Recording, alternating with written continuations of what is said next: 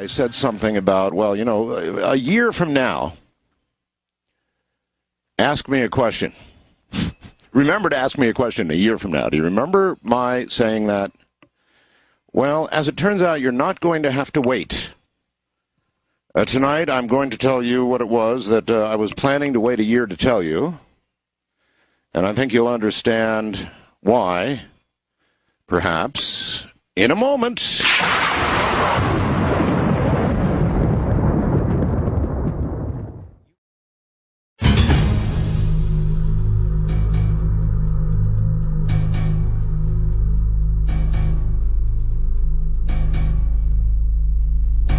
Well, I have always told you folks the truth. Tonight will be no exception. This is going to be a pretty wild story. So buckle in, and we're going on a ride here. You may recall that before I left on my change of scenery venue, I mentioned to you that I was going east. I think that was the only hint I gave. I said I was going east. What I didn't say was how far east I was going. Actually, I went to the far east, as in the Philippines. That's where I've been, ladies and gentlemen, for the last 3 weeks. I've been in the Philippines. Now, let's go back a little bit, all right? Back to the beginning of January 5th, when my dear wife Ramona passed away. I got, I think, thanks to all of you so much, I believe I got in the order of, I don't know, almost 20,000 condolence messages. I'd say about 20,000 by the time it was over, and it's really still not over. About 20,000. However, I began within a few days, I began to get a condolence message from a young Filipino gal at my private email address, not either one of my public ones, and I won't give you the address, but a private email address. And to tell you the truth, I was in such shock. You know, I really was in a state of nothing short of shock that I responded to it, as I did many others, but I didn't give it any consideration beyond that at first.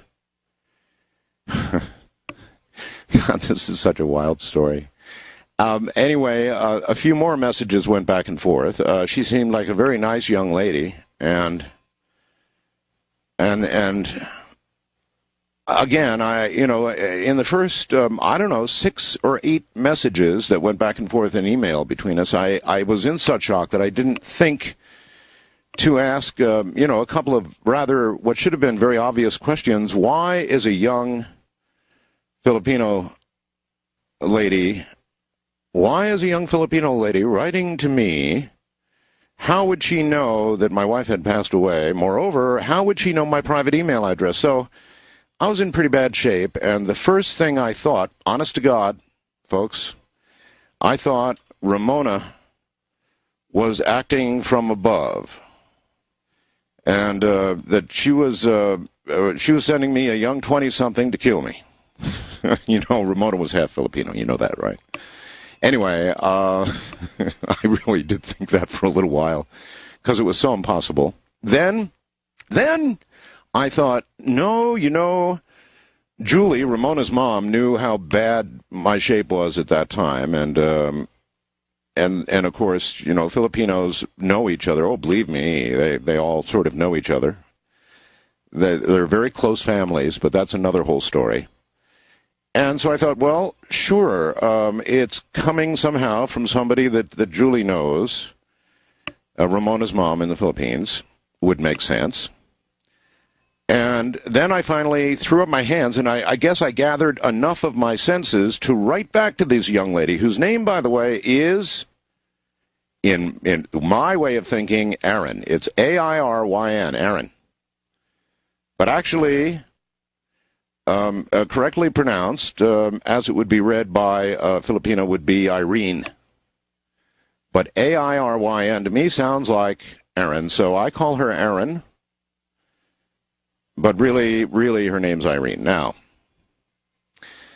the the emails got a little more personal and a little more interesting and fun, and the emails then turned into video conferences.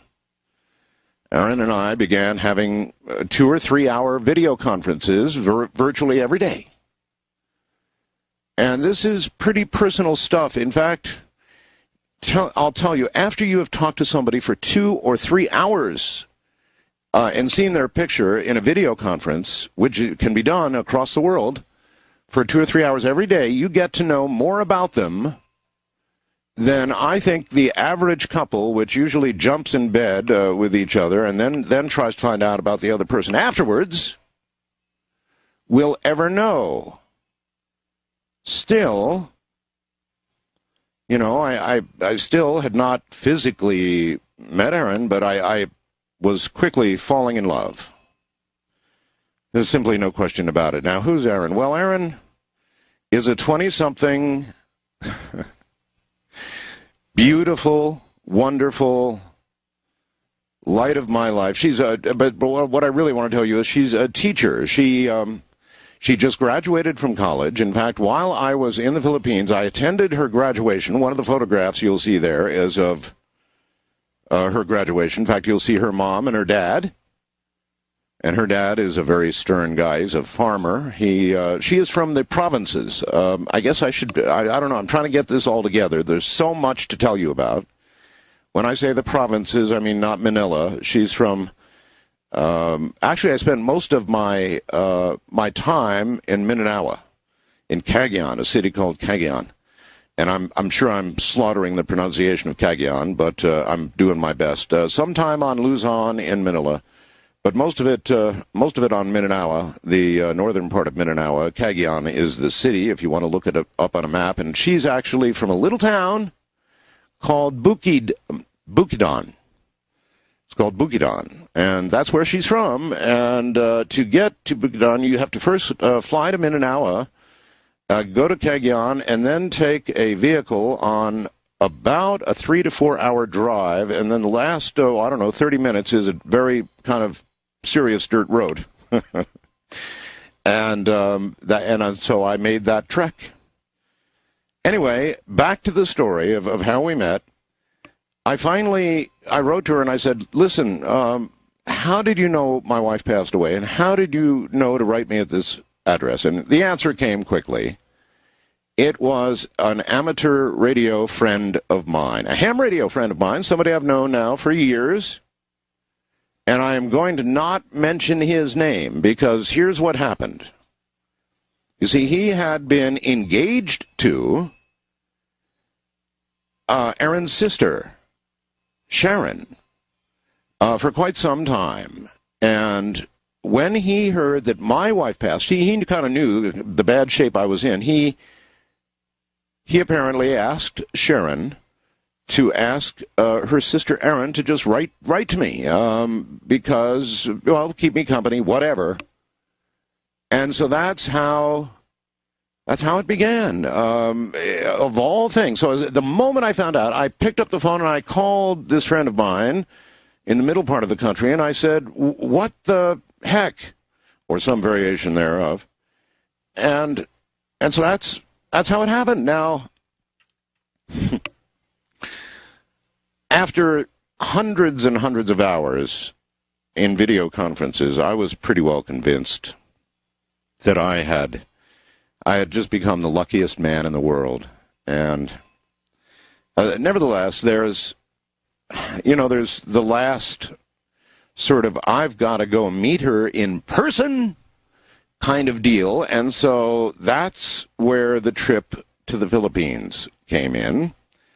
As a matter of fact, I paid my friend's way over to the Philippines, and there was a double wedding. Now, I couldn't be happier.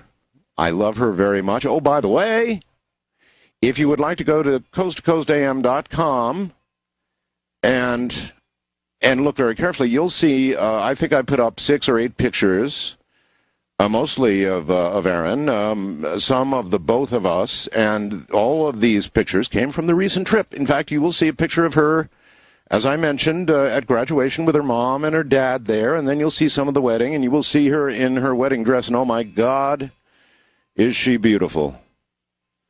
Most beautiful woman I've ever seen in my life. And we are so in love. So, I know many people will think many things, but remember, folks, it's my life. And I told you that I was going to do something and turn my life upside down. And that's exactly what I'm going to do. Now, I'm not done. There is more to this story. I'm moving to the Philippines. I'm going to the you see, most or many Filipino girls want to come to the United States. Erin doesn't. And luckily, I would like to live there. So I'm going to pick up sticks, folks, and for a year, and maybe forever, move to the Philippines. I know this is coming as a big shock to you, but that's what's happening. This guy is taking off to the Philippines, and I'll give you some of my private thoughts about this in a moment yet. But I would like you to know that I've got a really good company. This company, Clear Channel, that I work for. Craig Kitchen is the president of it. Now, he's known about this for some time. Otherwise, it's been a deep, dark secret because until it really happened, I didn't want to tell anybody. So Craig Kitchen has been incredible and just wonderful throughout this. And all I will tell you on this score is I have begun to acquire a residence for Erin and myself in an area that should allow, I'm convinced it will allow, an ISDN connection. And so my company, Clear Channel, I mean, this really is cool stuff, folks. They're going to attempt to put together what's called an ISDN connection between Manila, which is where I'll be, somewhere in Manila. That's a city of about 20 million or so. Between Manila and the United States. And so I will continue to do my program. There may be a week or two lag in getting in the ISDN line. But I'm leaving here on, going back to the Philippines, back to my love, on April 29th. So there could be, getting the residents prepared. So there could be a week or two gap. I'm not exactly sure yet. It won't be very long. They have to get some equipment over there. And I will do the show from Manila. Now, my webcam photos are going to be pretty interesting because I'll tell you this much. Erin and I are on the 19th floor of a building in Manila. Now, from the 19th floor, my goodness, you can mount a webcam and pretty much see the skyline of Makati and Metro Manila. So I should have some pretty interesting photographs for you. There's a whole lot going on in my life right now, as you can imagine. Again, if you want to see pictures of Erin and myself and what was going on, www.coasttocoastam.com. Now, let me see. There are so many things that I have to talk about. Through this all, I guess I ought to add, of course, was Ramona. And I talked to her all the time, and I kept telling her, Ramona, if there's anything, if this is wrong for me, if you wouldn't want me to do this, if I'm making a mistake, kick me in the ass. Well, she never did. And she would have. Anyway, she would have loved Erin. She certainly would have loved Erin. And instead of things going wrong, things went boom, boom, boom, boom, just right. Never anything going wrong. It could not have been better. Both in the magical way that we met, and then as we got to the Philippines, it was everything I dreamed it could be and more. And then, of course, the final decision, and I could spend a half hour talking to you about marrying a Filipina. Believe me, what a wedding is like there. They take about 3 hours. I would say 3 hours. And there were probably about 100 people there. And it was probably about 100 degrees. And you get under a veil, and there's a cord put around you. And the ceremony just goes on and on and on and on. There's no divorce in the Philippines. They don't have it. It's a predominantly Catholic country with a very small percentage of Muslims, and mostly Catholic. And so their government, unlike ours, where we have sort of a separation between church and state, their government is run by Catholics. I mean, there's simply no question about it. And so there is no divorce there, which is fine by me.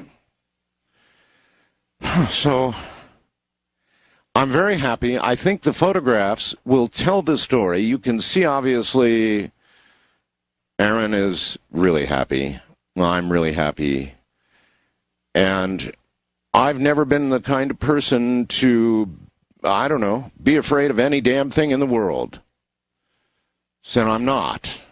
So I hope while I'm speaking you have a chance, an opportunity to go up and take a look at the photographs. I know this is quite shocking to many of you because for me this has been ongoing for months now. For all of you, you're just hearing about it, seeing it for the first time right now. But I guess what you ought to know, and what is most important, is I am so very much in love, so very happy. And when was the last time anybody did a talk show from the Philippines anyway? So my company is so cool. I mean, they are way cool to get behind me and the whole concept, the whole idea of doing a show from the Philippines. By the way, doing it there will mean, with the hour change, let's see, I'd be doing it at about 1 o'clock in the afternoon. So what we're going to have to do is darken down the residence we have and make it look just like night. So I can be in the mood, so it's just like nighttime. It's going to be fun. It's really good. As a matter of fact, the whole thing is going to be fun. And I'm going to be back there very quickly. I told her I wouldn't leave her alone for a moment, and I will not. Now, listen, I've got a whole, I'm not sure what I'm going to do yet in terms of what I'm going to do with everything. For example, I've got 5 acres and 2 homes here of about equal size. I mean, just a luxury home. It doesn't get any better than what I've got, in my opinion. 5 acres of land in a very private area with an RV and, the biggest ham antenna of its kind. Now, if the right amateur radio operator came along, the right ham radio operator, and wanted all of this, I've got a racquetball court, solar power, and there's just more things here than I could possibly ever describe. If the right amateur radio operator, ham operator came along, I might sell the whole schmear to him. I just might. Or I might keep the houses. I'm not sure yet, but one thing's for sure. I am going to have a lot of stuff for sale, and I will take the opportunity to use my own program to actually mention some of this stuff, and if anybody's interested, I'll give a phone number, so get not a phone number, but actually a fax number. Hell, I think I've got it. Yes, I do. Thank goodness. And I'll provide a fax number, but I'll just mention some of these things. And so if anybody out there is particularly interested, you can fax the number I'm going to give. But anyway, the bottom line to this first half hour is I have met, in the most unusual, magical way you can imagine, the most beautiful girl in the world, who, yes, is 20-something. And we fell very much in love, and we got married.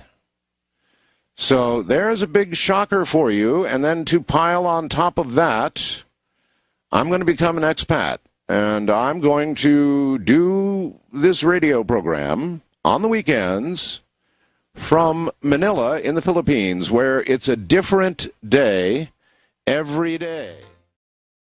Go to the one I love, and the one I love is Irene Ruiz Bell.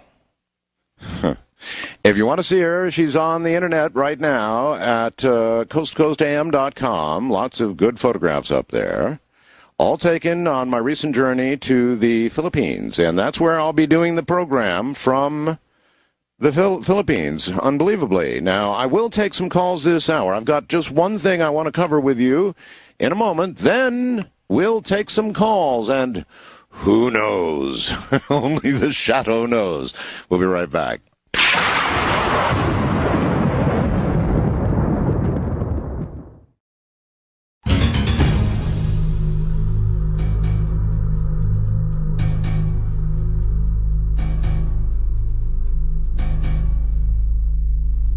Well, all right. So, again, here I go. April 29th, away to the Philippines and my love. Now, I'm going to sell a bunch of stuff.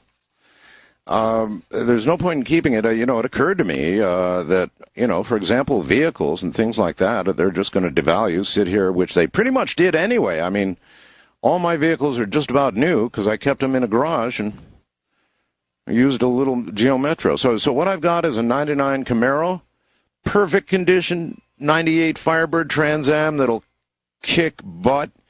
I've got a 99 Geo Metro in perfect condition, an older Geo Metro. All those can go. I've got a SX77 amp, an Alpha amp, an Alpha 99, an Alpha 87A amp. They can probably go if I find the right buyers. I've got a couple of 42-inch plasma TVs. I've got a 2000 model RV Bounder with every option known to man. Sony recorders, high-def stuff. The house is just full of stuff. And so I've got a bunch of guns, too. Anybody wants to buy guns? Anyway, look, what I'm going to do is give out a phone number. They hate it when you take guns. You can actually take guns on an airline, but they don't like it, although it's something to think about. Anyway, anybody seriously interested in maybe buying the whole properties out here, the 5 acres and the whole schmear of the antennas, or, some part thereof, well, I'm going to give you a fax number. Now, this is not a way to contact me for anything else. Only if you're interested in some of this stuff. The fax number is area code 775-582-1310. That's area code 775-582-1310. Now, there's not really much point in just letting cars, slowly devalue themselves, I suppose. Somebody should be driving them. They're awesome vehicles. So I'm going to give my friend here, Paul, power of attorney, and he'll be able to handle it for me. And this is really his fax number, so good luck, Paul. Again, if you're interested and think you might be in any of these items, it's area code 775-582-1310. That is only a fax number, and it's only for these items. Okay? Hope we're clear on that. I've got so much stuff. But if need be, I'll just leave it all and go. I actually have somebody living in my guest house and taking care of the house and the cats right now. Oh, that's another thing. The ham radio operator, who I paid to, I wanted to help him out, so I paid his way to the Philippines and back. And he married Aaron's sister, Sharon. He took Shadow. He wanted Shadow, so Shadow is now on her way to the middle part of the country in a large vehicle, probably having a blast, probably meowing like crazy. So I now have 4 cats, and I'm looking for good homes for them. I may try and take 1 or even 2, maybe, to the Philippines, but I don't really know exactly what the situation is with respect to how long they'd have to be in quarantine, whether I want to put them through that. So that's the situation. Bottom line, in love, married, moving to the other side of the world, and that is where I will do the program. Now, look, folks, I'm 60 years old. I lost my wife.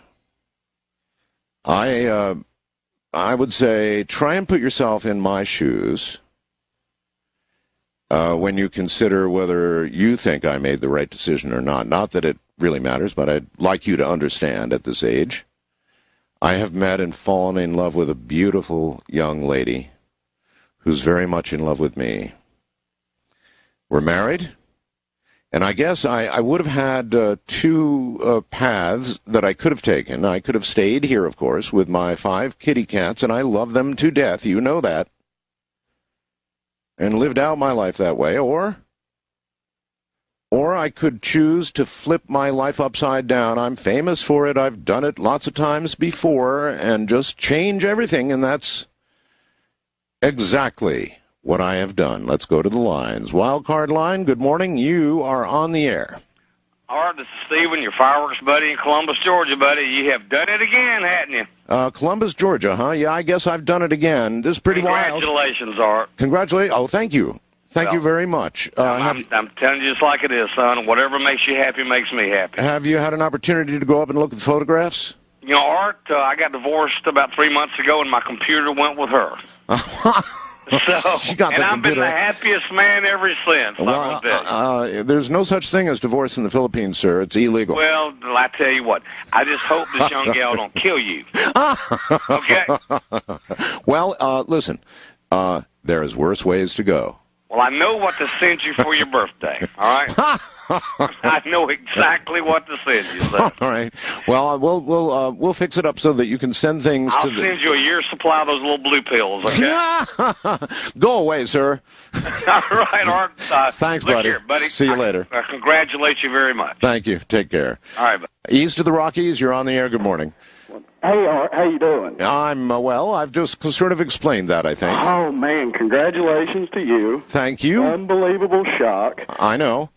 Just wanted to say that, and real quick, I'll take this off the air. I'm working kind of busy. Just wanted to say, what will be your new opening? Have you decided that? You know, I thought a little bit about that, and I thought something cutesy like from the rainforest south on the other side of the... I don't know. I'll come up with something. Maybe some people out there will have some ideas, but it's been from the high desert, and how about from the rainforest, which technically won't be true, but it is close by. So I don't know. That could be the new opening. I don't know. West of the Rockies, you're on the air. Hello. Hi, Art. This is Mark from San Diego. Hey, buddy. Well, you answered my questions about the cats, because that was my concern. But I just want to say you've been in such an emotional grave of your own for the last 4 months. I think on the eve of Easter, this is your own resurrection. So I'm real happy for you. You can hear it in your voice. Sir, you have no idea how happy I am. Well, it comes across. Have you seen the photographs yet? Well, I lost sight several years ago, and so I don't have that ability. But which is why your program is. I listen to it now because everything's radio for me now. Well, it's always been radio for me. The internet, though, is a pretty good adjunct to radio, and so if you get a chance, if you can get, she's a really beautiful woman. So if you get a chance to get to coasttocoastam.com, go take a look. Well, sir, and congratulations, and I'm many happy. Thank you, thank you very much, and take care. East of the Rockies, you're on the air. Good morning. Hello. Turn your radio off, please. All righty. Have to turn it off. We have a delay. It'll confuse you more than me, actually. Okay. All right. Where are you? I am in Iowa. Iowa? Yep. Okay. Welcome. Thank you. Just wanted to say congratulations. Thank you. Have you yet seen the photographs? No, I'm at work right now. So I'm doing a naughty thing calling in, but I hear how happy you are, and I'm just really happy for you, Art. Oh, thank you. So you're using the boss's phone to call in? Yeah. Well, I work overnight security, so no one's really out here, but... Yeah, if anyone would catch me, I'd be in a little bit of trouble. But well, I don't want you in trouble. That's all right. I'm used to being in trouble, Art. Yeah, me too. I mean, this is fairly typical of me. I'm sort of not afraid of doing very radical things. I know what you mean, my man. You only live once, bud. Exactly. Life is short. That's a real phrase to remember. Thank you very much. Wildcard line, you're on the air. Hello. Yeah, Art? Hi. I've seen the pictures on the Internet. Oh, well, first one to come along who's seen the pictures. Well, I think you're a little understated. Well, I'll just go right ahead, sir. What do you think? I think she's absolutely gorgeous. I think you've made a very good thing. There's worse ways to go. Oh, it's a very short list. Yeah. No, she really is pretty incredible. Yeah. It'll put a nice spring in your step. My step springeth already, sir.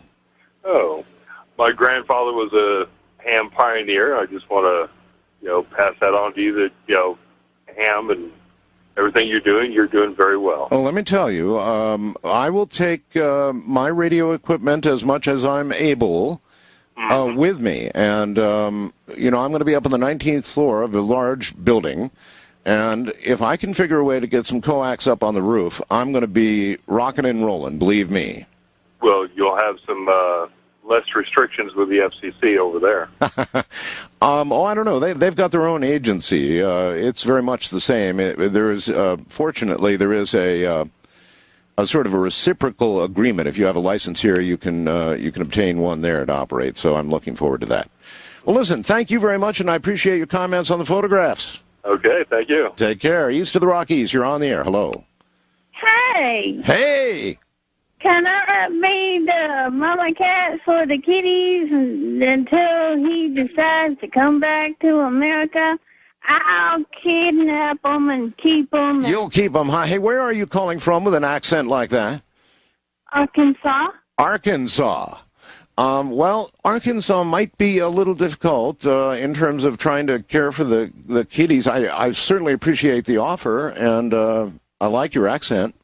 I've been to the Philippines. I know where you are, and I know what you're going through. And the southern part is it's a difficult area for Americans. Yeah, southern Mindanao. Go through it, baby. I'll keep your kitties. All right. Well, thank you very much. The southern part does have, of course, Abu Sayyaf, whatever his name is, and some trouble. But the rest of the Philippines, let me tell you something. This is really important for you to know. The Philippines is probably one of the most friendly countries. It's got the best people you'll ever meet in your whole life. They're all friendly. They smile. They're beautiful people. In fact, there's got to be a beautiful girl factory over there somewhere, just stamping them out. I told Aaron that, and it's unbelievable, the number of beautiful people over there, and they're friendly. Everybody smiles, everybody's nice, and by the way, others you'll see in the photograph are bridesmaids and, flower girls, and there was probably about 100 people there, I'd say, in total. West of the Rockies, you're on the air. Hi. Hi, Art. This is Maureen from San Diego. Howdy. Hi, I just want to wish you congratulations. Thank you. You're welcome, because I'm Filipino, too, because I know I talked to you before. Have you seen the photographs yet? Oh, not yet. I don't have a computer. All these people without a computer. Well, I have a library across the street from me. Will it be up tomorrow? Yes, it'll be up through the weekend. Okay, great. Thank you so much, Art. Congratulations. Thank you very much. East of the Rockies, you're on the air. Good morning. Yes, Art. Hi. Congratulations. Thank you. At first I had mixed feelings, but after hearing you, I can tell that you're sincere. Oh, yes. And that you are happy. Oh, yes. And I feel so much better. And I was just worried about your cats, but I know that that's going to be taken care of because I have a feeling that Ramona's pulling for them, too, as well as you. Yeah, I believe that's right. Congratulations, sweetheart. Thank you. Bye-bye. Take care. Wildcard line, you're on the air. Good morning. Hi, Art. Hi. I have to tell you, I was touched by what happened to you. Condolences for your wife, but I myself was married in Davao City, Mindanao. Davao, really? Yes, in the Apple View Hotel. I'm sure you saw it if you landed. I actually, I didn't get to Davao. I almost got to Davao, but and I was also going to go to Cebu, but I got distracted. I lived in Cebu for 6 months. In Cebu? Yes. No kidding. Yes, the Philippines stole my heart. God, it's a beautiful country. It's such a beautiful country. People are poor, but they're so happy and they're gentle. Well, the majority, or many, I guess I ought to say, Filipino girls want to come to the United States. Aaron, she doesn't. So this is kind of a different situation. Also, I guess I ought to add, so you know, she really didn't know who I was until about 2 weeks before I left for the Philippines. I finally told her. She had no idea who I was. I could have been poor as a church mouse. She had no idea who I was. All our correspondence and all our video and all the rest of it, I really never told her until about 2 weeks before I went. And then I did. I told her I was a radio host, and I held my books up for her and told her I'd written 4 books and all the rest of that. So she had only found out about that about 2 weeks, I guess, before I went over. Well, my wife is similar to your wife in the way that when I met her, she didn't have any desire to come to the United States. My wife was well educated and she was young, and when I told her that, hey, would you be interested in marrying me, she looked at me as though I was crazy because she said, me marry a foreigner? I mean, I'm young, I'm in school, and I had to win her over. And so a lot of the women there, I did question their motives. But my wife was, she's in the Philippines now, as a matter of fact, and we're going there. I'm going to join her on May 5th. All right, buddy. Well, that's only a few days after I leave, so you never know. Maybe we'll connect. Oh, by the way, I sent you an email with a picture of my wife, and I did see your pictures. She's beautiful. Oh, isn't she something? Yes, yes. Thank you, my friend. Sure thing. And take care. West of the Rockies, you're on the air. Good morning. Oh, hi. Hi, turn your radio off, please. Yes. That's all the way off. One big concern, Art. What's going to happen to KNYE? Oh, very good question. Thank you for asking. KNYE will continue. What I've done is I found a new manager, and I've got a person lined up to take care of the technical aspects of the radio station. So KNYE will continue without missing a beat. Well, I mean, it's just a big shock here. I'm calling from Monrovia, California. Right. And, it's really a big shock. I mean, what's Major Ed and Whitley and George and Ian, everybody's probably going to be just as shocked as I was when I heard it. I'm sure that's true. Thank you very, very much for calling, and I understand it is a shock, and please understand that I could not really tell anybody anything until I was really sure. It would have been completely foolish to say anything until I was really certain that all this was right, and I'm really certain it is all right, and so as is always been my custom, I'm here to lay the naked truth out for you, so to speak. Wildcard line, you're on the air. Hi. Holy moly, that was quick. Art, I am jealous beyond jealous. I've been single for 5 years. I lost my taste for love 5 years ago, and I've always thought about foreign countries because I can't trust the women here and all that. Well, it can be done. It can be done, sir, and I'm proving it right now. How? It's pretty wild, but it can be done. So, have you seen the photographs? Yes, I did. Isn't she a beauty? What size shoe do you wear? I love you, Art. You're the best. Very funny, sir. Sorry. All right. Well, by the way, where are you? I'm in Northern California, in Anderson. Anderson, California. Okay. I'm a truck driver. But what do I do to try to, I don't know, not follow in your footsteps, but I've been thinking about it for years. So, if I had not come along, she would have gone into the mountains. That's where it begins over there. She would have been way far away in the mountains in Mindanao, and she would have been teaching there. Now, I have just retired her, so to speak. All right, on to business now. Look, what you're about to hear is scary, scary stuff. Many people believe, and I'm one of them, that when people die, they don't just end. We are energy. We are electrical impulses. We have souls. We don't just die. Something else happens to us. We can debate until the cows come home what that is. But there's one really big thing. You know, pictures, I don't know, I've seen a few good ones. But this EVP, electronic voice phenomena, just totally tips me over from the work of George Meeks and those who came before him. Alexander Graham Bell, others who believed that communication with those on the other side was possible. And then, of course, the incredible Meeks work. I listened to all of the Meeks work, and they were communicating with a man who was telling them how to improve communications. It was incredible. Then we've got this group that you're about to hear from. Brendan Cook and Barbara Macbeth represent the Ghost Investigators Society, GIS. They're nonprofit. They don't write books. They don't ask for money. All they do is take recorders, both analog and digital, into unusual places, and they record the voices of those who have passed. Specifically, Brendan Cook and Barbara Macbeth both are members of the Ghost Investigators Society. The Ghost Investigators Society is a non-profit organization dedicated to the investigation of ghosts. Not only do they conduct investigations, but they also instruct, assist, and educate anyone who believes that they may be experiencing ghostly phenomena or those who are just simply curious.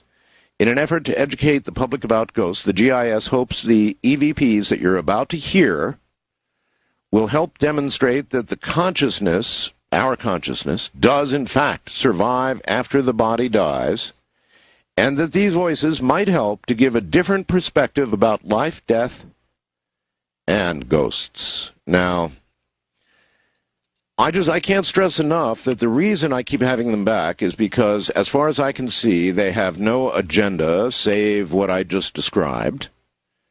And by no means are they the first ones to come along and do this. They're just very, very good at it. So here they are.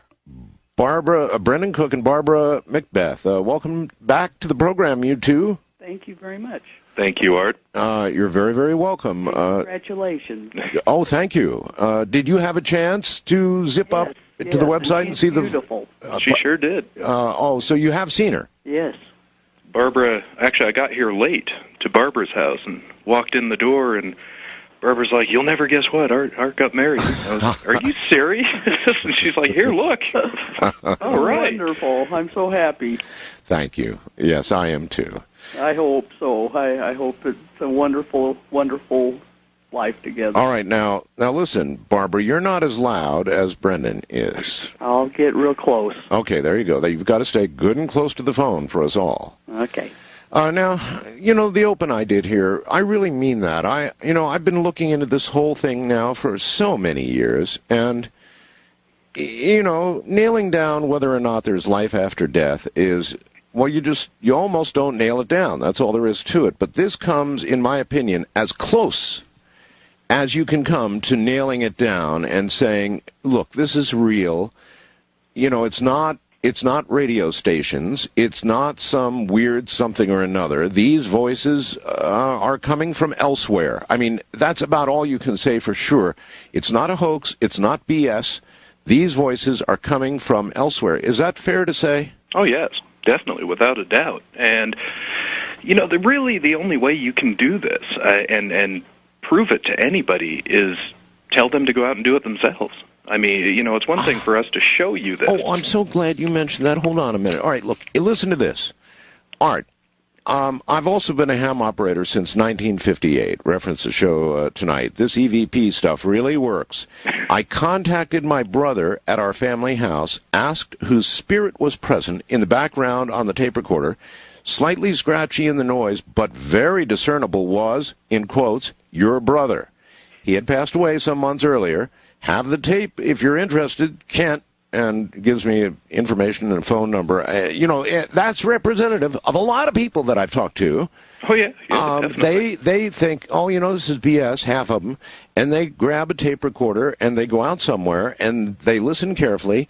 And I would say more than half of the people who try it themselves, well over half, get something. That's right. Oh, it is easily over half. I mean, the amount, I can't count the number of emails we get from people saying at first, I just don't buy this. Yeah. This is nuts.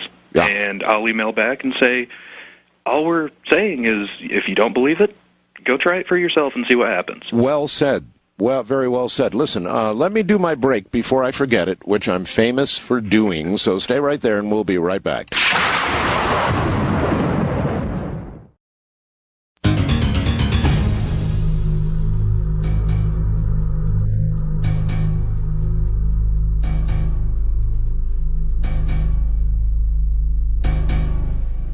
Well, all right. Once again, welcome back, you two. Thank you. Is there is there anything you want to add to the people? There will be some people, obviously, listening for the very first time this morning. There always are. There's so many millions of people out there that there's always going to be new listeners. So I guess we ought to give them the real quick 101. In other words, how did you get what all these folks are about to hear? Well, what we do is record using, everything from analog tapes to digital to something we'll get into in a minute that I'm sure you're going to love. Oh? Yeah. You'll actually notice tonight a lot of these voices were recorded with a condenser mic. We have switched from, just regular dynamic microphones all the way up to condenser and, powered mixers and... Really? What has caused you to switch? Basically clarity. Clarity. We had always been suggested, or had people suggest to us, that we should use condenser mics. Well, here's the deal. A condenser mic is famously more sensitive. Oh, yes. Very much more sensitive. So it would make sense, Brendan, if the what you're actually recording really is an audible sound as opposed to being impressed on some sort of electromagnetic media. That's exactly it. And honestly, at this point, using the condenser mic as much as we have so far, I am under the impression it is some kind of audible sound. Oh, it my. has to be. Oh, well, okay, that's a revelation all in itself then. Well, it is, and like I said, it comes from using the condenser mic. I think just hearing these voices and how much audio information is in these ones that we did record with the condenser mic, it's amazing. You're going to be amazed at the clarity of the... it sounds like nothing we've ever heard. What finally caused you to switch over and give it a try? It was basically just people, constantly suggesting we should try this. And, finally we went, well, hey, let's do it. Okay. We got nothing to lose but, a couple $100. That's it. Yeah, that's right. So a couple $100 for a condenser mic and what? Mixer a mixer and all the rest of it. And what about the locations? You guys, even though you say all the time that you can get these voices virtually anywhere, you say that still, I notice you go to graveyards, prisons, old psychiatric facilities, that sort of thing. You have to have the electrical power to be able to use that stuff.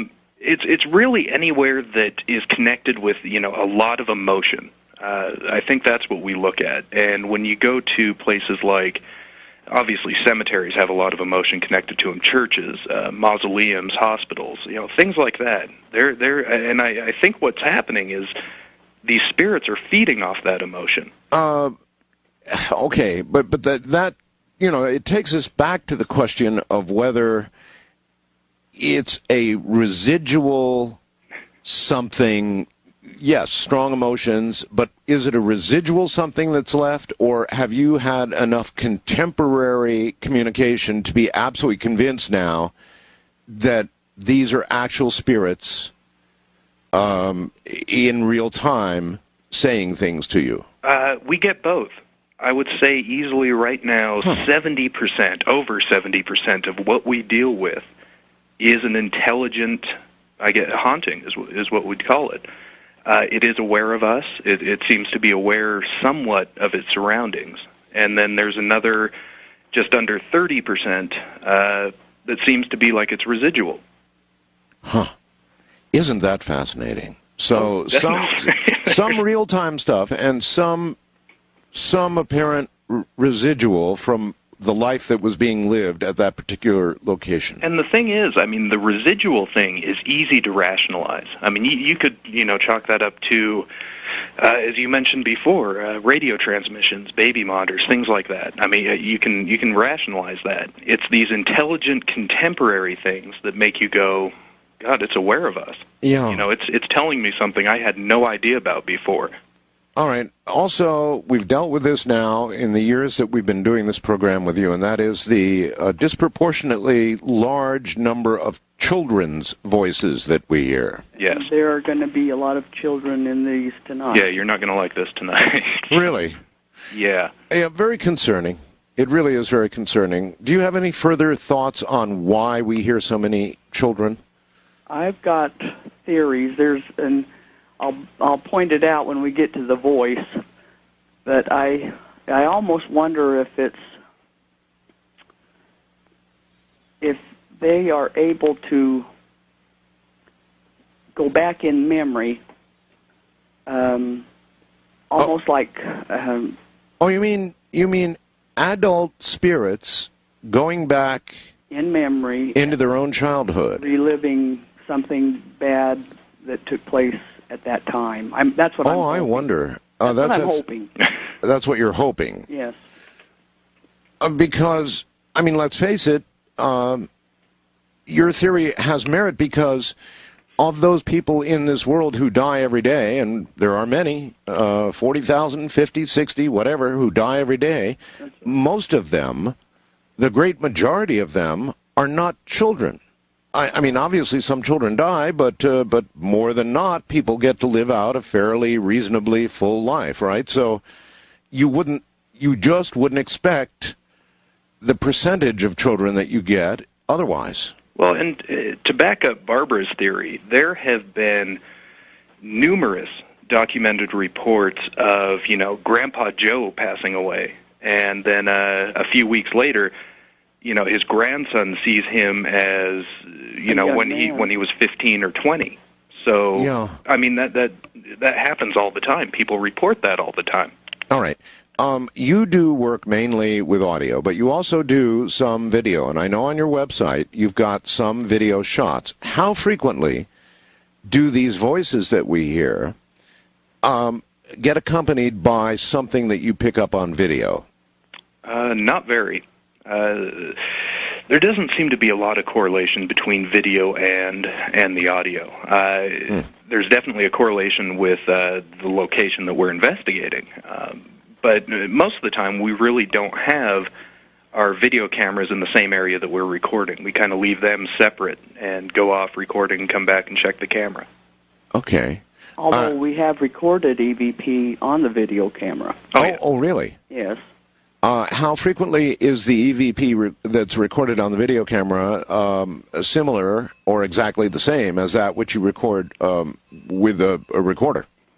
Well, there was an instance where I was standing next to the camera when I had my tape recorder, and the EVP that I recorded on the camera was better and clearer than the one on my audio recorder.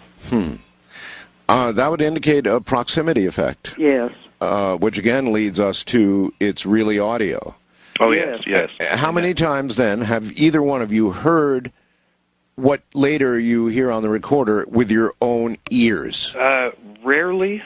But it's happened. It has happened, but very rarely. There was actually a voice we were going to use tonight, and we just decided, this is too low. People aren't going to hear it on the radio. But what happened was Barbara and I were in the basement of a building, and all of a sudden we just heard this. It sounded like a moaning. I turned to Barbara. I'm like, what is that? Yeah. Barbara's like, could be a cow. And I'm like, are you sure about that, Barb? And then it just kept going and going and going. And I'm like, God, that's just a cliched horror movie sound, isn't it? Yeah. And this did pick up on the recording. It didn't seem like it was loud enough that it would actually come across. You've got to remember, there's tens, maybe hundreds of thousands of truckers right now in the middle of the night moving out across the country, and shows like this just scare the living you-know-what out of them. Why should people not be scared by what they're about to hear? Barbara tends to have a pretty positive attitude about all of this. Me, I freak out a little bit. So, Barb, you address the people out there and tell them, why should they not be scared by what they're about to hear?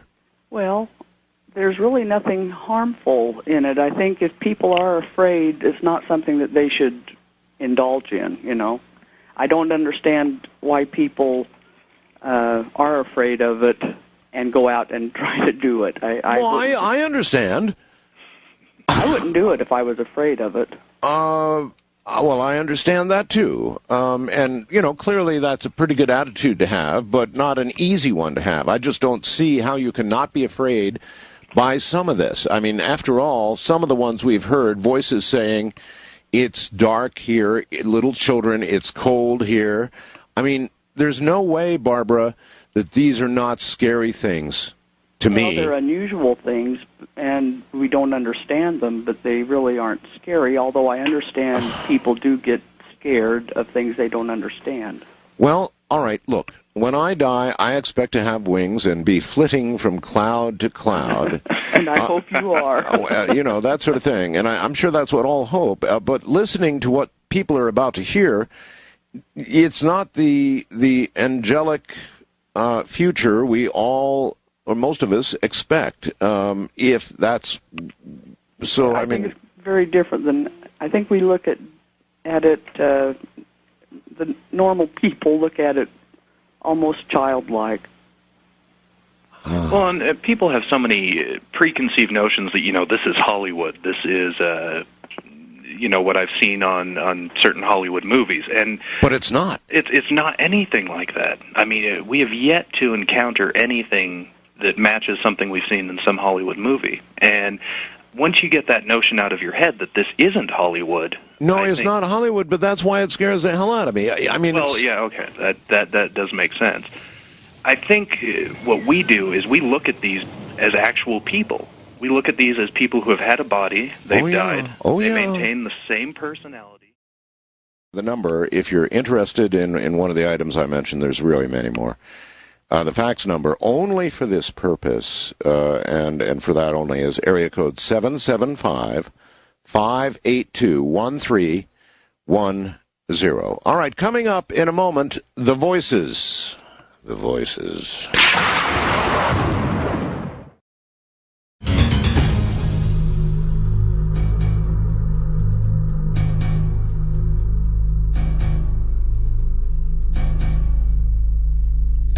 All right, here we go. Welcome back, you two. Thank you. First of all, I guess we ought to know, are all the voices we're going to hear from the same location tonight, or what? Three different locations. Oh. And what would be the first location? We were at a mausoleum. A mausoleum. What a surprise. You knew that was coming. Well, it wasn't a hard guess. A mausoleum. Okay. A mausoleum. And we have them posted on the website so that people can go and oh, you know, plug your website. This way you can listen and, you know, like hit it again and again and again and really determine if you're hearing what you think you're hearing. What is your website? It's GhostPix, that's PIX.com. GhostPix.com. That's it. Okay, that's PIX, so it's easy, folks. And my guess is what they're going to hear tonight, is that already up there, or will it be? Yeah, we posted it about 10 minutes before we started the show. Okay. All right, number one, here we go. All right, this first one, you're going to hear Roger, one of the members of the GIS, say, "Hey, Brendan," and Brendan says back, "Yo." And Roger says, "Come here when you can. I'll show you something freaky." And Brendan says, "What?" And Roger says, "I'll show you something freaky." And then this voice comes in. It sounds like it's saying, "I'm getting big." Okay, let's take a listen. Come here when you can. I'll show you something freaky. What? I'll show you something freaky.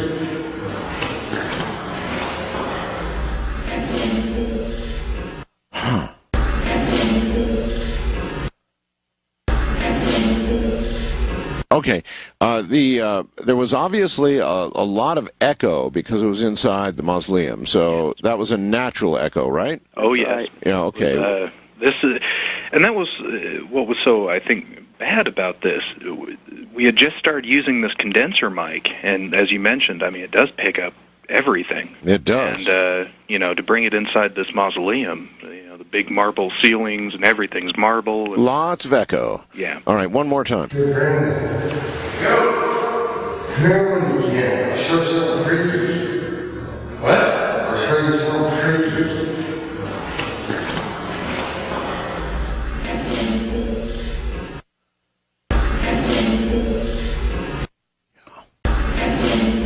Yeah, that's the best I'd be able to do that, too, is I'm getting big. Interesting. And then wonder what that means. I mean, I guess there's only so many ways you can take it, but... Yeah, you don't... You know, I'm getting to be a big spirit. Who knows? Yeah, who knows? Now, that was really, in my way of thinking, unrelated, if that's what it was saying, to anything you said. Oh, yeah. You agree? Yes, definitely. It had nothing to do with what was going on at that time. Huh. I don't believe, I mean, I don't think it had anything to do with their conversation. All right. How many of these are in the mausoleum? Just the first three. The first three, because there is a lot of echo there. It makes it harder. Yes. I think. But I thought it was interesting, even the EVP had echo to it. Oh, that's an awfully good point. If it was directly imprinted on electromagnetic media, it wouldn't have echo. That's it. Ho-ho. Very good. All right, number 2. All right. Now, in this clip, again at the mausoleum, you're going to hear Barbara say, "Does anyone want to say anything to us or talk to us?" I mean, it's a really standard thing we say when we're out. Right. And it almost sounds like the same voice as before, but this time she says, "I'm really warm." Huh. All right, here we go. Listen carefully. You're trying to hear "I'm really warm" at the end. We'll talk a little bit about that, about trying to hear something.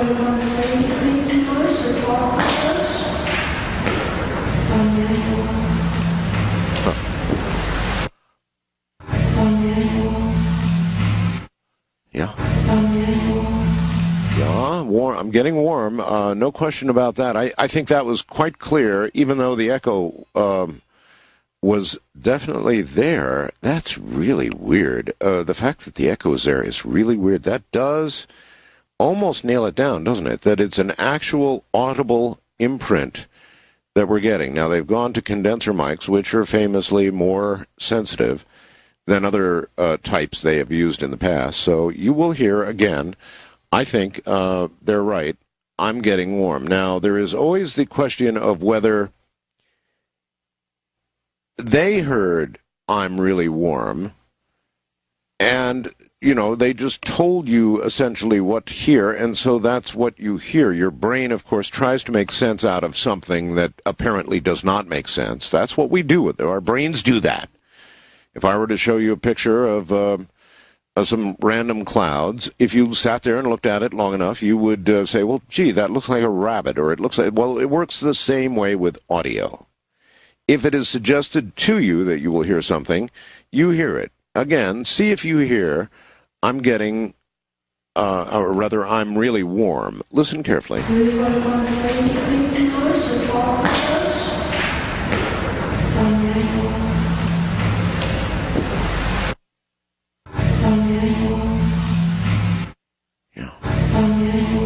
I'm really warm. All right, so let's deal with this question. It does sound like I'm really warm to me, but would it have sounded that way to me if you had not told me what to listen for? And that's just it. And I am glad you brought that up, because one of the main things regarding EVP is it is very subjective. And it's always been that way. Very rarely do you hear a voice that right off the bat, the 5 of us listen to it and go, "Oh, that's what it says." Yeah. And I guess really us putting down what we think it says stems from, just doing the show. I mean, we've got to say it sounds like something. And to us, we listen to them 1,000 times before we ever send them out to you. So this is just kind of what we think from listening to them that many times is what's being said. Another question for those who might want to venture out and try this for themselves. How many hours of recording time do you have to do generally, typically, on an average, to get an EVP? I would say at least 2. I mean, there's times that you can turn on the recorder and within 5 minutes record something. Right. There's other times you record for 6 hours and get absolutely nothing. it varies so much, and I think the whole key is just keep going back and keep doing it. Yeah, but if you were to average it out, you're saying probably about every 2 hours you. Exactly. Yeah. You know, if you're at an investigation for 2 hours, when we come home, there's another 2 hours to listen to the audio, and then another 2 hours to review the videotape. Oh my gosh, that's an awful lot of work. It is an awful lot of work. The two of you are otherwise employed, right? Yes.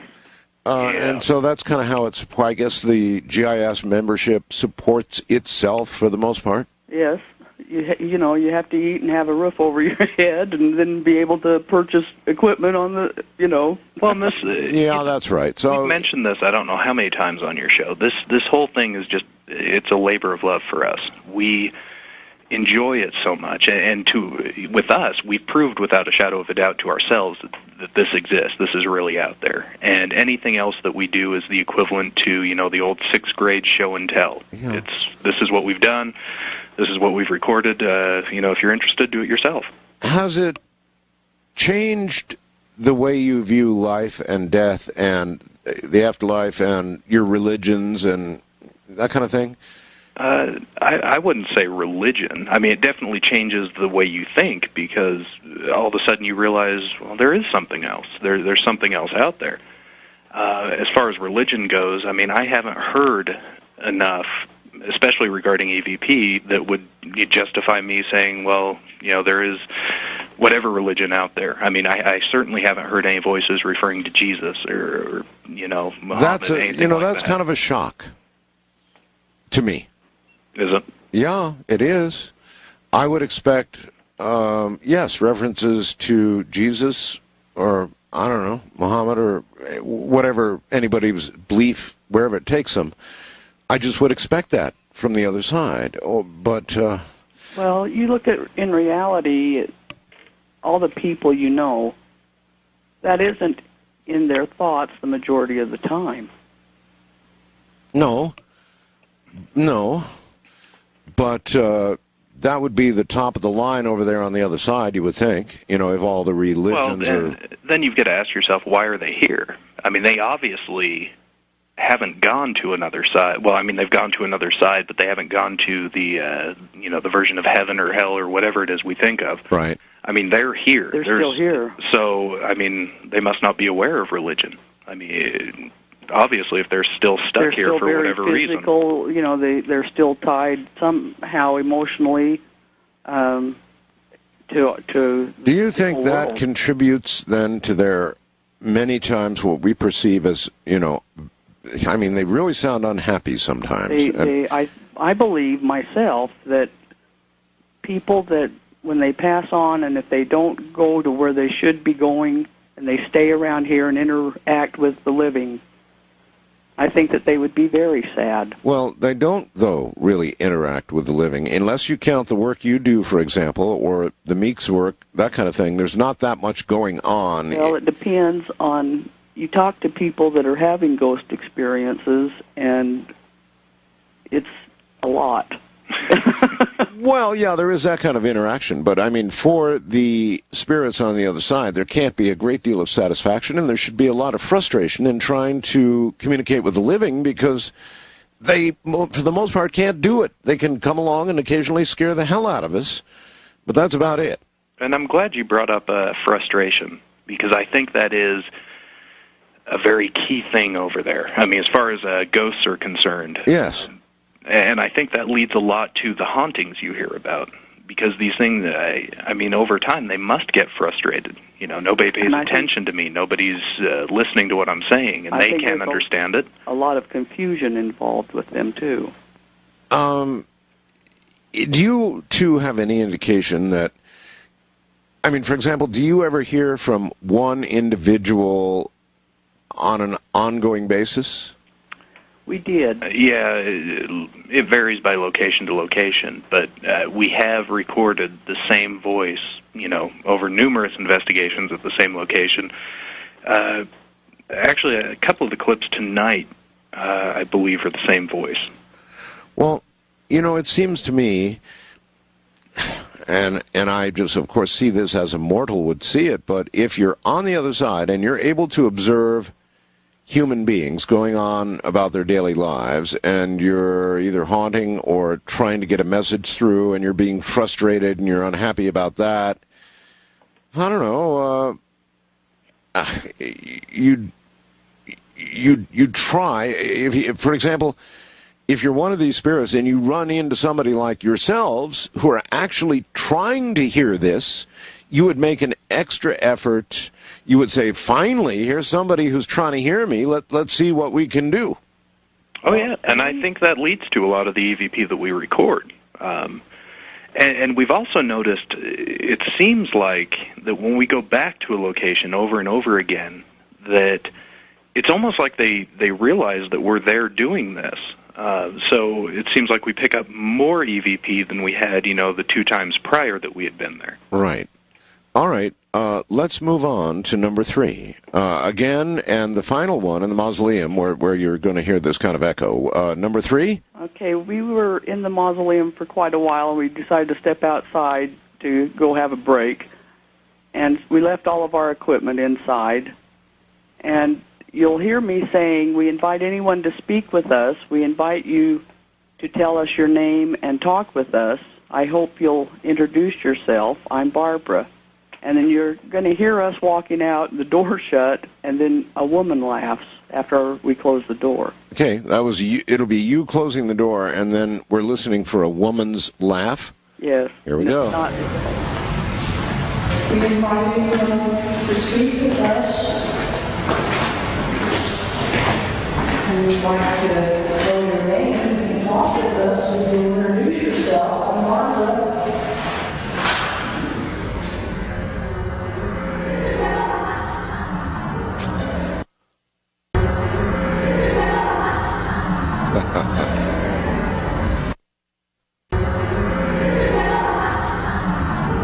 That sure does sound like a woman laughing to me. And okay, so that's Barbara leaving the mausoleum, closing the door, and then comes laughter. Is anybody here? No. Let's go back here. Here we go. We invite anyone to speak with us. And we'd like you to know your name and talk with us and you introduce yourself. I'm Martha.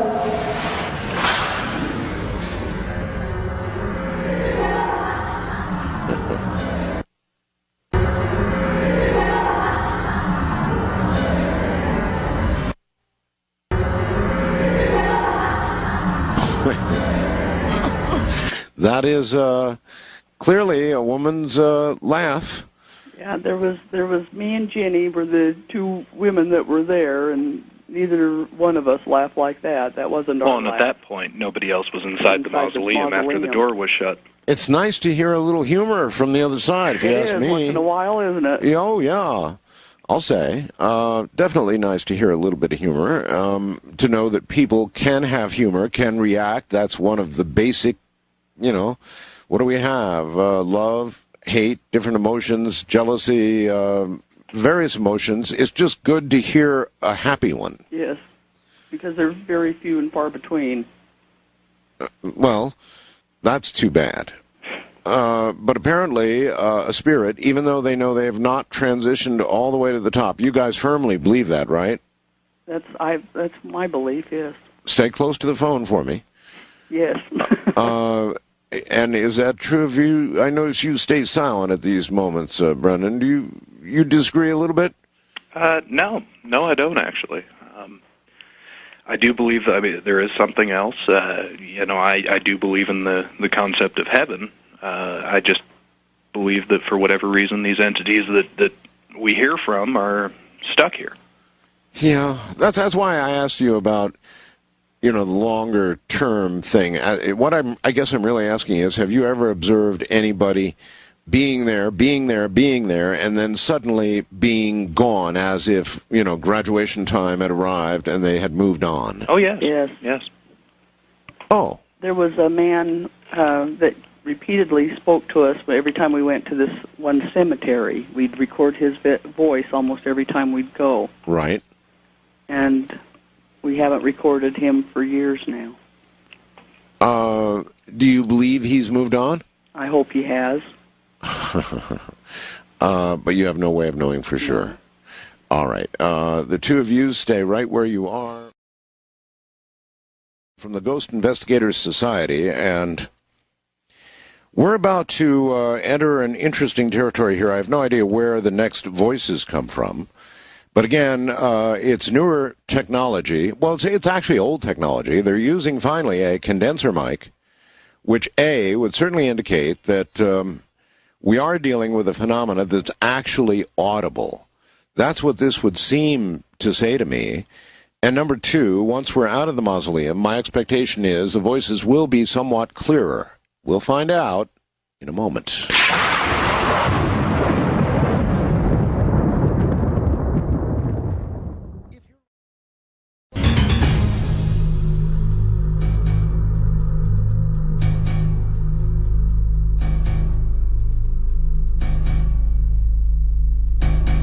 Life is short. Take risks. Guys, welcome back.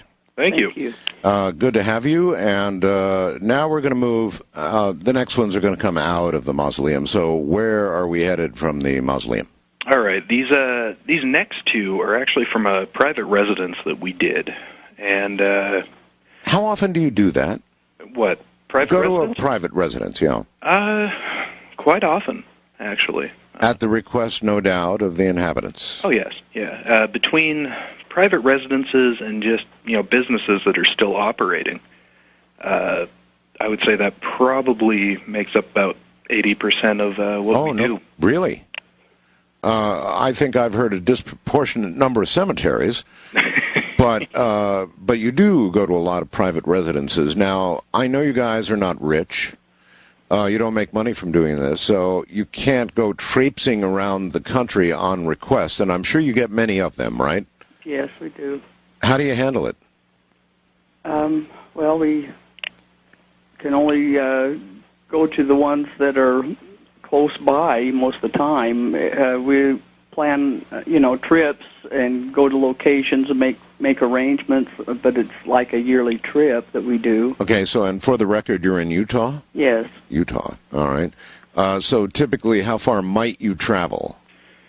Oh, well, we've gone up into Montana. We've gone up into Wyoming. East Coast. As far as we can get to. Price of gas now, though. I think Barbara said this before. We'll be lucky to get around our block. Yeah, that's a good point. All right, let us go then to number 4, recorded at a private residence, apparently at the behest of the inhabitants. That's correct. And I do want to mention these next two voices. The echo is gone. The voices themselves are a little low, but we put them on to show that this is the kind of thing we can pick up with a condenser mic where a digital recorder, an analog tape recorder, anything else would not have picked up these voices at all. Really? All right, so this is they'll be pretty far into the noise, is what you're saying. Yeah, in a way, but I think they're still very discernible. You can, definitely hear there's something there that shouldn't be. Well, let's find out. All right, so number 4 is? All right, this one you're going to hear me say is, anybody here, tell us your name. And then after that, it sounds like an older man saying, did you want to talk to me? All right, let's see if that's what we think. Wait a minute. We won't find out that way. Get the EVP disc in and go to number 4, or we're not going to hear a thing. Here we go. All right, so again, we're going to try and hear, did you want to talk to me? Listen carefully. Is anybody here? Tell us your name. Yeah, I hear it.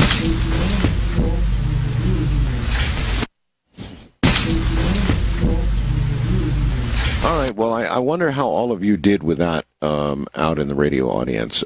I was able to quite clearly, of course, I'm wearing headphones, and I guess I've got a little bit of advantage. I've got the volume way up with headphones, so listen carefully. Is anybody here?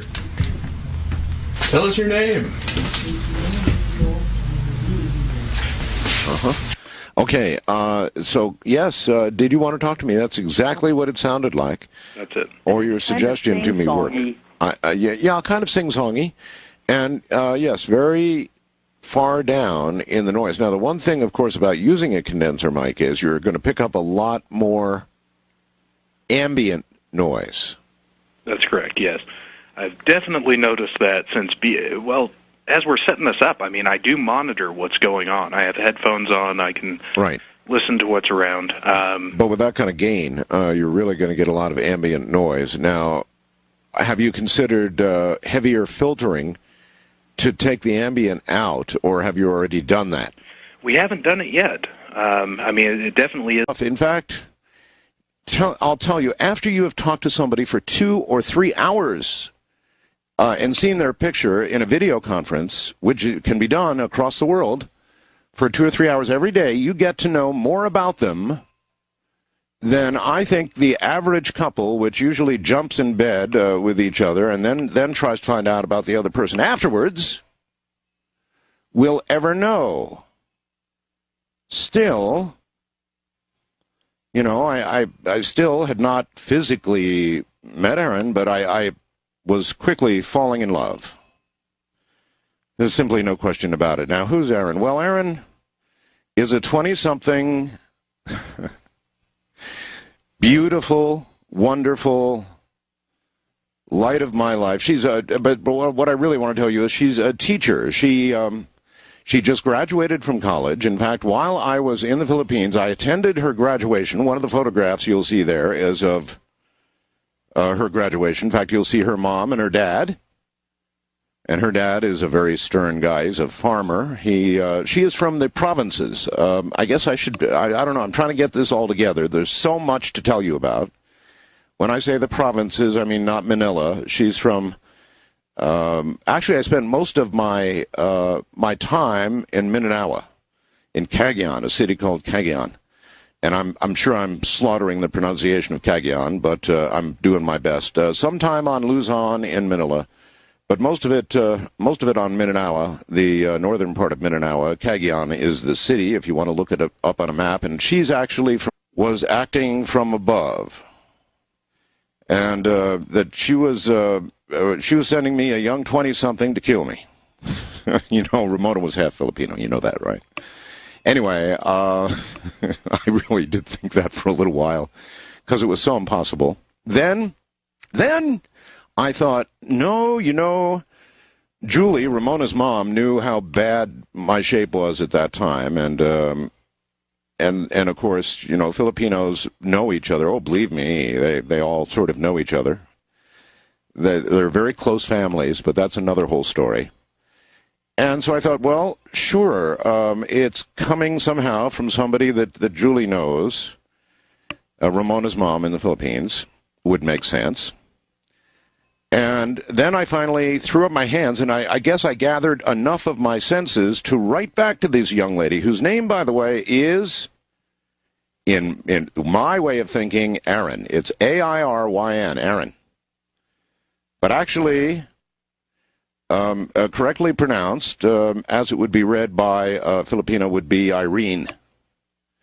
But A-I-R-Y-N to me sounds like Aaron, so I call her Aaron.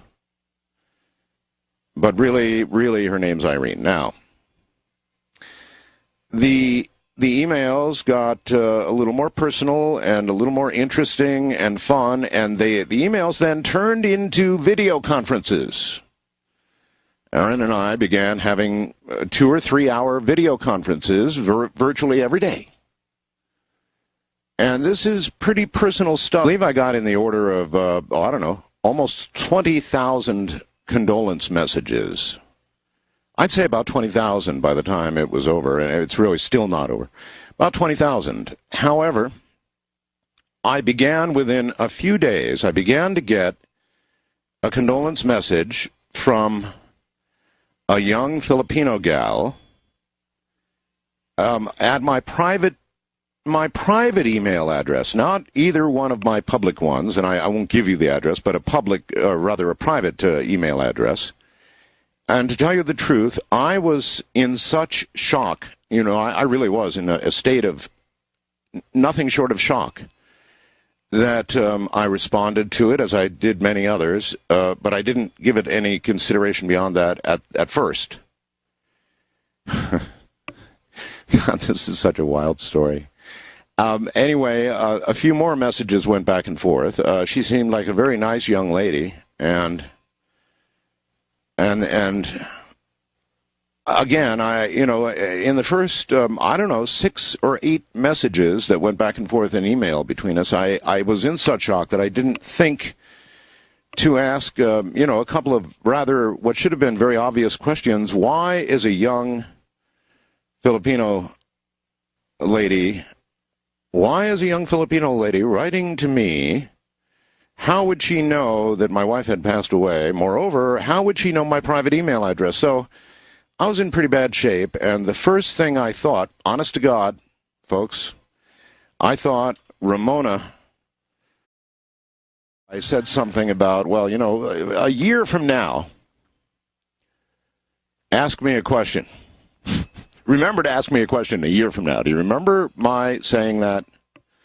Well, as it turns out, you're not going to have to wait.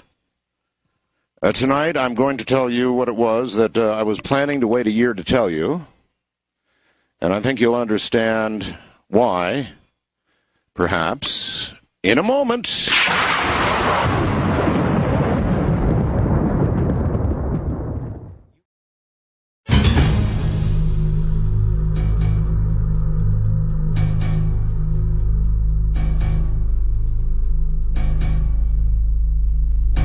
Well, I have always told you folks the truth. Tonight will be no exception. This is going to be a pretty wild story.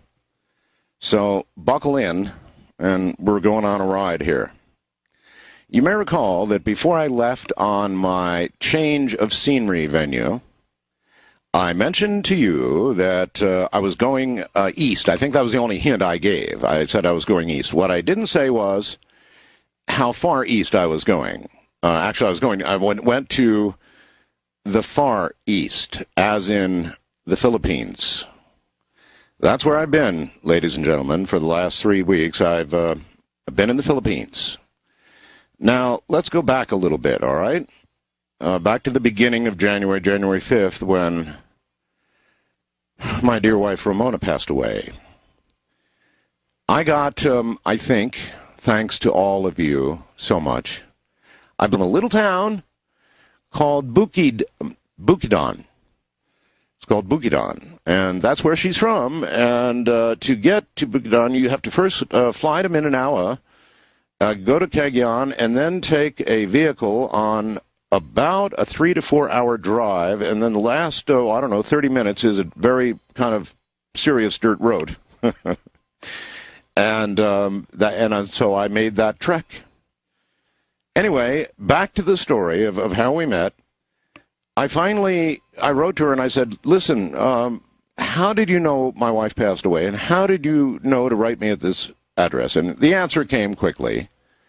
It was an amateur radio friend of mine, a ham radio friend of mine, somebody I've known now for years. And I am going to not mention his name, because here's what happened. You see, he had been engaged to Aaron's sister, Sharon, for quite some time.